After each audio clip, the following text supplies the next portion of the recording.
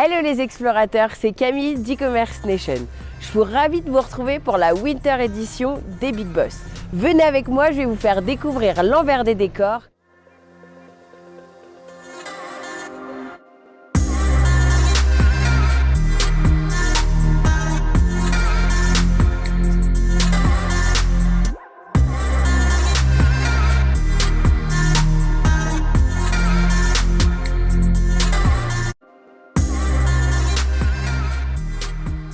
Bonjour Romuald, merci d'être avec moi pour cette interview. Bonjour, merci à toi aussi. De rien. Du coup, est-ce que dans un premier temps, tu pourrais un peu te présenter, nous présenter ton parcours On va essayer de faire court, parce que j'ai quelques années dans le digital. Alors moi, j'ai commencé en 2005 à créer une agence à Paris avec deux associés, l'agence Soon, très orientée digital commerce. Et on a rejoint un groupe Calliope, donc je vais te parler peut-être un petit peu après, en 2014. Et on a effectivement apporté une valeur ajoutée avec cette offre digital commerce qui a finalement complété l'offre portée par le groupe Calliope. Et j'aurai l'occasion de t'apporter plus de précision tout à l'heure. Et aujourd'hui, j'ai la direction générale de l'agence Paris. Donc c'est à peu près une petite cinquantaine de personnes et dans un groupe qui fait à peu près 200 personnes. Voilà. Top. Et du coup, est-ce que tu peux nous en dire plus sur Calliope et toi, un peu tes missions au sein de... Alors Calliope, donc c'est une boîte qui a été créée un petit peu avant nous, en 2002, donc là on arrive aux 20 ans, ça va arriver très vite là en 2022. Un groupe de Montpellier, le siège est à Montpellier, donc les gros des effectifs sont sur Montpellier. Donc ça fait deux grosses agences entre Paris et Montpellier. Le groupe porte une expertise sur vraiment des sites d'expérience. On peut appeler ça site CMS, site de contenu, mais avec une vision plutôt agence, on n'est pas une ESN, donc il y a une grosse partie conseil qui est prépondérante avec un pôle expérience qui est vraiment au sein de l'agence. Et c'est un groupe aujourd'hui qui a aussi dans ses offres une offre un peu plus récente que les deux qu'on a cités, e-commerce et le pôle expérience, ça va être la partie IoT. Donc qui est aussi innovant, passionnant, qui est porté aujourd'hui au sein des équipes à Montpellier et à Paris. Voilà. Et donc toi du coup tu chapeautes tout ça sur Paris. Alors moi effectivement j'ai plus un rôle pour développer, porter effectivement l'expertise digital commerce. Donc je viens de là initialement et c'est vrai que mécaniquement on a aussi des affinités avec les autres offres. Il y a beaucoup de points communs avec l'IoT. On aura peut-être l'occasion d'en parler mais c'est très intéressant d'ailleurs. On parle de phygital de plus en plus et en fait l'IoT c'est des objets avec des logiciels et tout communique et c'est un peu ce qu'on fait aussi avec nos clients e-marchands. Et puis après les sites de contenu, les sites digitaux, les grosses plateformes de contenu, évidemment qu'on a des points communs aussi en termes d'objectifs business pour nos clients parce qu'il y a une des valeurs du groupe qui est très importante, c'est qu'on a vraiment vocation à adresser les ambitions business des clients. Donc on ne va pas forcément adresser un message très technique en amont, même si ça vient de notre ADN, la technicité, et c'est normal, on doit maîtriser les technologies pour proposer des solutions et mettre des moyens, mais notre approche est vraiment beaucoup plus orientée conseil, ce qui fait qu'on arrive vraiment en amont des besoins, et donc c'est là où on a effectivement beaucoup plus de valeur ajoutée. Top. Justement, tu nous parles de conseils. Est-ce que tu pourrais nous en dire plus sur comment et quelle expertise en fait vous mettez en place pour vraiment accompagner vos clients? Alors alors c'est très vaste, on pourra en parler longtemps. On a, comme je t'expliquais tout à l'heure, vraiment cette partie consulting qui est très importante en amont, qui permet de définir un cadre, fixer des objectifs avec le client.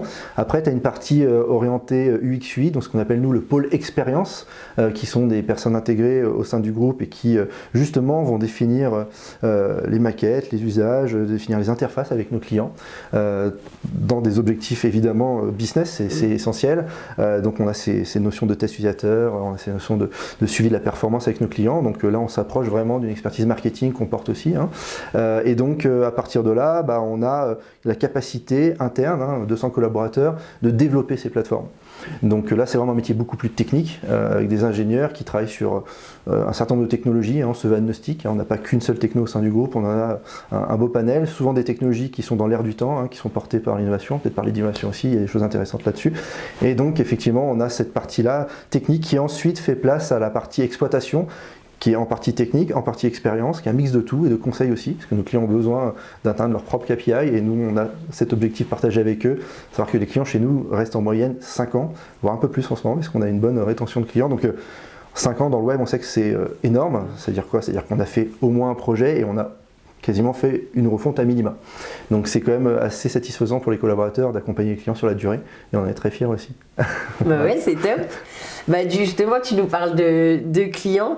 Est-ce que par exemple, il y en a un qui t'a marqué, bah, soit depuis le début ou récemment, et en fait, de quelle façon vous l'avez accompagné, un peu ses problématiques, en citant ou pas le nom? Bah, je peux le citer, hein, je fais un big up à Nicolas si jamais il voit cette vidéo. On a un client, ça fait 8 ans qu'on l'accompagne, c'est la société Proxiserve. Alors avant c'était Veolia Habitat Service, une filiale de Veolia. Proxiserve, c'est un réseau national de techniciens en fait qui vont installer des chaudières, des chauffages, voilà, tout un tas de matériaux chez les particuliers ou aussi dans les immeubles avec des copropriétés, etc. Ils sont présents dans toute la France. Nous à l'époque, quand on a pris connaissance de ce projet, il y avait qu'un site vitrine. Hein, et résumer les choses, il n'y avait pas du tout d'objectif business, il n'y avait pas du tout d'enjeu e-commerce. Donc ce qu'on a fait, c'est qu'on a retravaillé la partie B2B qui restait une partie un peu plus de contenu et la partie B2C qui s'est complètement transformée avec des gros enjeux de volumétrie de vente en ligne sur des problématiques de produits très spécifiques. C'est-à-dire que quand on achète une chaudière par exemple, il faut savoir que c'est très technique, il y a plein de types de chaudières différentes, il y a des capacités, il y a des diamètres, quand on perce un mur, il faut bien, voilà, il y a plein de petits détails, ce qui fait que là pour ce client-là, ce qui était hyper intéressant depuis le début du projet, c'est qu'on avait un vrai challenge de simplifier l'expérience du client pour qu'il arrive finalement à acheter un produit qui à l'époque ne s'achetait pas en ligne. Donc ça c'était un vrai défi, donc on l'a pris à bras le corps et je pense qu'on a bien relevé ce défi aujourd'hui. On a énormément de produits qui se sont intégrés dans l'interface. On a plusieurs typologies de produits, alors qu'à l'époque on avait des ballons d'eau chaude, on avait des chaudières, on avait des chauffages, voilà, beaucoup de choses qui sont arrivées. Et aujourd'hui c'est un site qui continue de se développer. Et la petite nouveauté, c'est que on a les bornes électriques maintenant, parce qu'on a de plus en plus de voitures électriques. Et il y a une filiale qui s'appelle The Born, qui aujourd'hui aussi fait partie un petit peu de l'écosystème Proxiserve, avec qui on travaille de plus en plus sur le web également, et donc qui eux ont des partenariats. Alors c'est un peu différent, hein, on n'est plus trop dans l'installation des chaudières, mais qui ont des partenariats avec des grands constructeurs automobiles pour installer une borne à la maison de recharge. Voilà, donc ça c'est des projets tout aussi motivants, et donc c'est pour ça que ce client me marque, parce que ça fait 8 ans qu'on se connaît, qu'on développe les choses et on en est très fiers. Top. Du coup, est-ce que tu pourrais, on sait il y a eu le Covid, est-ce que tu pourrais me parler un peu de l'impact que ça a eu sur tes clients, quelle a été l'évolution Alors ça a été très particulier cette période. Le Covid, ça n'a pas été simple pour tout le monde, à titre perso comme pro, hein, ça a été compliqué. Et on a eu des clients qui s'en sont plutôt très bien tirés. Alors, peut même les citer, hein, parce qu'on les connaît, on a vu effectivement, on a tous suivi l'actualité, il y a eu des problèmes de livraison de masques, de disponibilité de masques. On a un de nos clients qui s'appelle Mondial Tissu, qui effectivement est présent aussi à travers des grandes surfaces partout en France, hein, voilà, belles boutiques, et donc a pu effectivement avoir une opportunité de vendre ses produits sur le site, mais aussi en click and collect, parce que on n'avait pas le droit à un moment donné de rentrer dans tous les points de vente. Après, ils sont devenus indispensables, entre guillemets, donc on a pu effectivement rentrer à nouveau dans leur point de vente, mais l'ensemble de l'enseigne a développé, a fait de très bonnes performances sur cette période-là. Et nous, on a pu justement les accompagner en tant que partenaires historiques sur leur plateforme pour justement adresser des besoins. Là, j'ai cité l'exemple du click and collect, mais c'est des choses qui étaient déjà dans les cartons, mais qui se sont accélérées avec ces événements-là. Et à côté de ça, on a d'autres clients plus retailers, donc dans la mode, prêt-à-porter, etc. Là, ça a été plus compliqué. C'était plus compliqué pour eux parce que ils avaient plus de revenus sur le réseau, ils avaient des difficultés aussi à potentiellement aller chercher les clients en ligne. Donc, on a quand même travaillé avec eux du mieux que possible pour justement essayer de compenser les pertes du physique. C'est très difficile à faire. Par contre, on a eu des progressions globalement sur le digital qui étaient assez extraordinaires. Donc voilà, c'était plus compliqué pour eux in fine si on prend la globalité de leur activité.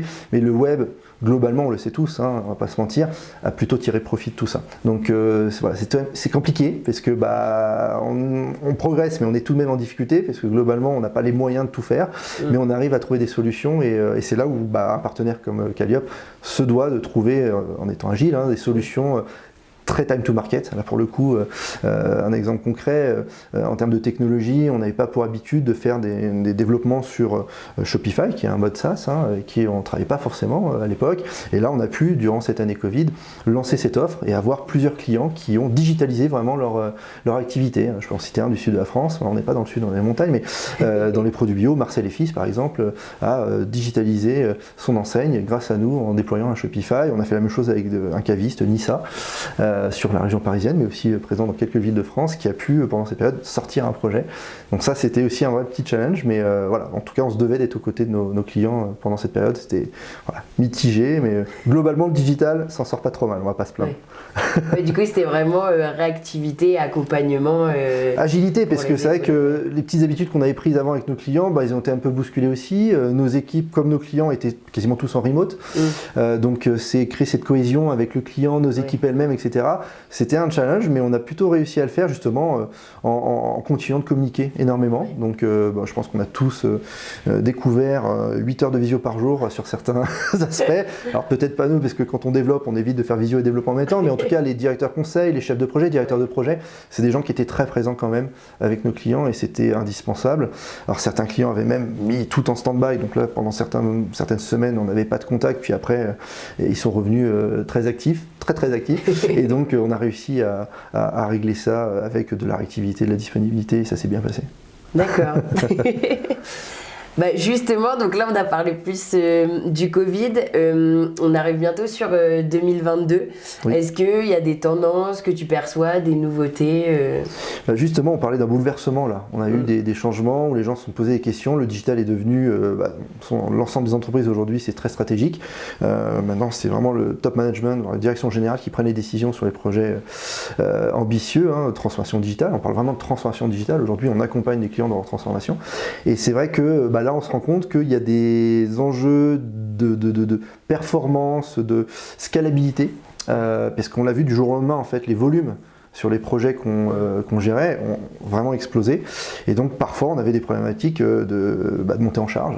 Et donc, dans ce cas-là, on se pose les questions à notre niveau, en tant qu'intégrateur et spécialiste du digital commerce, c'est de se dire quelles sont les technologies demain qui pourraient supporter mieux ces pics de trafic, qui pourraient finalement être plus scalables, plus personnalisables aussi, parce qu'il y a des besoins très spécifiques, en peu de temps développer des choses sur des fronts pour nos clients. On a aujourd'hui des technologies qui arrivent, alors elles n'arrivent pas cette année, c'était déjà depuis quelques temps, mais qui s'accélèrent. Alors, il y a des buzzwords, il y a du bon, il y a du mauvais, mais on parle beaucoup d'headless commerce. Le headless commerce n'est pas adressable à tous les projets, mais c'est une solution très intéressante lorsqu'on a des problématiques front, c'est-à-dire en termes d'interface visible pour le client, très spécifiques, avec des besoins un petit peu particuliers qui ne rentrent pas dans une logique un petit peu monolithe. Alors monolithe, c'est peut-être un terme technique, mais on va dire native d'un CMS existant, donc une solution e-commerce ou autre, ou de gestion de contenu, qui propose des fonctionnalités, mais dès qu'on sort, ça devient un petit peu compliqué. Là, on a la possibilité, via ce type de technologie, d'adresser des sujets de performance. On va parler aussi de RSE pour nos clients, parce que c'est de plus en plus d'actualité. C'est-à-dire qu'ils souhaitent aussi avoir des projets qui consomment le moins possible de ressources. En partant sur ce type de projet et de technologie, on a la possibilité aussi de consommer moins de ressources serveurs. Donc ça, c'est aussi indéniable. Ça nous permet d'aller beaucoup plus loin dans la personnalisation des front office côté client. Par contre, ça a aussi des côtés plus contraignants de maintenance, de maintenabilité, d'évolution. Donc, et puis ça augmente le nombre de technologies sur une plateforme. Donc il faut aussi en tenir compte. Donc, c'est pour ça que des petits clients n'ont pas forcément trop d'intérêt. Ils peuvent très bien optimiser leur plateforme différemment.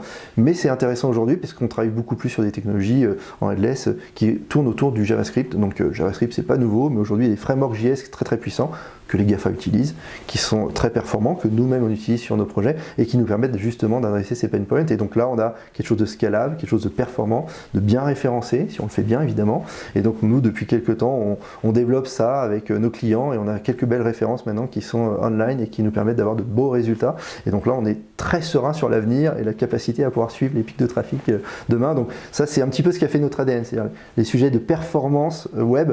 C'est vrai qu'on l'adresse souvent quand c'est trop tard, c'est-à-dire qu'en fait on l'anticipe mal, souvent c'est quelque chose qui est pris lorsqu'on est déjà en difficulté. Nous on a tendance à l'anticiper au plus avec nos clients, au mieux, et ça dépend aussi des technologies, donc c'est pas simple parce que chaque technologie a ses problématiques de performance, mais en tout cas ça fait partie de notre savoir-faire et c'est là-dessus aussi parfois qu'on se différencie dans le milieu, dans le secteur, parce qu'on n'est pas les seuls à faire notre métier, mais c'est vrai que la performance a toujours été un point fort chez nous. D'accord, donc performance à retenir pour performance, pour et puis 2022. je vais donner 2-3 autres mots-clés parce qu'on voit que ça s'accélère aussi. On parle de solutions dans le cloud aujourd'hui de plus en plus. Et c'est vrai que tout ce qui est solution PaaS ou SaaS, c'est des solutions qui sont de plus en plus demandées par nos clients, ou du moins ils sont curieux. Voilà. Alors je peux citer des exemples que tout le monde connaît. On parle de plus en plus de Shopify, j'en parlais tout à l'heure, on l'a lancé. Donc c'est des solutions vraiment dans le cloud où on a une solution SaaS plus ou moins évoluée en fonction des versions. On a d'autres solutions, Salesforce Commerce qui a toujours été dans cette version-là. Magento l'a fait aussi si on reste dans l'e-commerce avec sa version cloud. Voilà, c'est des sujets intéressants parce qu'on n'a plus, encore une fois, de contraintes d'hébergement telles qu'on a pu les connaître par le passé. Quand vous êtes on-premise, c'est-à-dire sur votre environnement physique de serveur, alors chez vous ou chez un prestataire, peu importe, il y a toujours cette limite physique des machines. Là, effectivement, on a moins de contraintes et donc, je parlais de scalabilité tout à l'heure, c'est un peu le même sujet. Il y a des concordances entre avoir un projet aujourd'hui dans le cloud, donc scalable naturellement, et avoir des interfaces headless qui, justement, travaillent avec des API, sont optimisées pour la performance. Et donc, l'un dans l'autre, on a des sujets qui sont plutôt intéressants pour nous, pour nos clients. Mais là, on va être sur des problématiques plutôt de gros enjeux de e-commerçants qui font déjà plusieurs dizaines de millions d'euros et donc c'est ce qui nous intéresse aujourd'hui, même si on adresse tout de même les plus petits avec d'autres solutions et qui sont peut-être pas aussi complexes à mettre en œuvre ou à maintenir, mais en tout cas on est capable encore une fois via notre notion de conseil dont je parlais tout à l'heure, d'avoir des solutions adaptées pour chaque profil de client. Donc ça c'est tout l'intérêt d'un métier en tant qu'intégrateur agence, c'est d'avoir ce recul-là sur un bon nombre de clients et de références qui nous permet d'adresser les bonnes solutions. Top. Merci en tout cas pour toutes tes réponses. Donc là, on est évidemment à l'événement des Big Boss, à la Winter Edition. J'ai pas trop de cernes, ça va? Parce qu'on n'a pas beaucoup dormi cette nuit. Ça va. Est-ce que tu pourrais nous en dire plus justement sur cet événement, ce que tu en penses? Est-ce que c'est la première fois que tu viens? Non, c'est pas la première fois. Moi, je suis un ancien parce que ça va faire presque 20 ans que je suis dans le digital. J'étais venu, moi, il y a 5 ans au Winter, donc à l'Opus Winter. C'était un super événement. Alors, j'ai pas fait les Summers, j'en ai fait d'autres. Avec le Covid, on fait beaucoup de virtuels. Mais l'ADN des Big Boss est toujours là. Et ce qui est intéressant dans les Big Boss, c'est en très peu de temps finalement de rencontrer énormément de monde, d'échanger. C'est important parce que si effectivement on n'échange pas, on partage pas, on a du mal effectivement à défendre ce que je te disais tout à l'heure, c'est-à-dire les retours d'expérience, orienter des choix, etc., avoir des convictions. Donc c'est un format qui est vraiment fait pour ça. Avec ce côté très intéressant de la première journée qui est un petit peu éprouvante, mais d'accéder à beaucoup d'annonceurs en très peu de temps, mais ça permet de matcher aussi assez vite, donc on est obligé d'aller straight to the point et tout de suite de trouver un intérêt commun. Si on n'a pas, il n'y en a pas, et si on a un, on creuse, et là on a l'occasion à travers les 2 jours, on est au 2e jour, à travers les 2 jours suivants de pouvoir aller un peu plus loin, puis ensuite perdurer. Donc nous on avait des très bons retours d'expérience des précédentes éditions, on a pu contractualiser un certain nombre de projets avec de beaux clients grâce au Big Boss, donc on est très content d'être là aujourd'hui et on voit que le format n'a pas évolué, en bien en tout cas, c'est très bien, en tout cas il n'a pas changé. On a d'autres événements sur lesquels on participe, on voit que le format évolue pas forcément dans le bon sens. Aujourd'hui on se rend compte que les Big Boss restent un événement majeur et on est très content d'être là cette année aussi. Top. Justement, si tu pouvais nous décrire l'événement en une phrase ou un mot, qu'est-ce que tu dirais? Peut-être je peux parler de 3 mots-clés. Je trouve que ce qui est intéressant, c'est le partage. Je disais tout à l'heure le partage qui est intéressant avec une notion de plaisir. C'est-à-dire qu'on est dans un cadre génial, on est à la montagne, il fait alors pas encore beau, on a vu un petit rayon de soleil tout à l'heure en étant sur les pistes, mais avec des gens super, un hôtel magnifique et on a cette notion de plaisir dans le partage. Et après, ce qui est intéressant, c'est aussi le business. C'est-à-dire qu'on parle business dans un cadre agréable. Et ça, c'est tout l'enjeu effectivement des Big Boss, c'est quand même de parler business, d'adresser des solutions, de trouver des deals.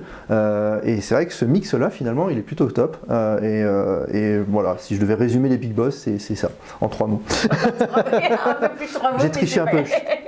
On le dira. Ouais. Top, en tout cas, merci pour cette interview. Merci à toi. Et puis à bientôt. Merci, à bientôt. Au revoir. Au revoir.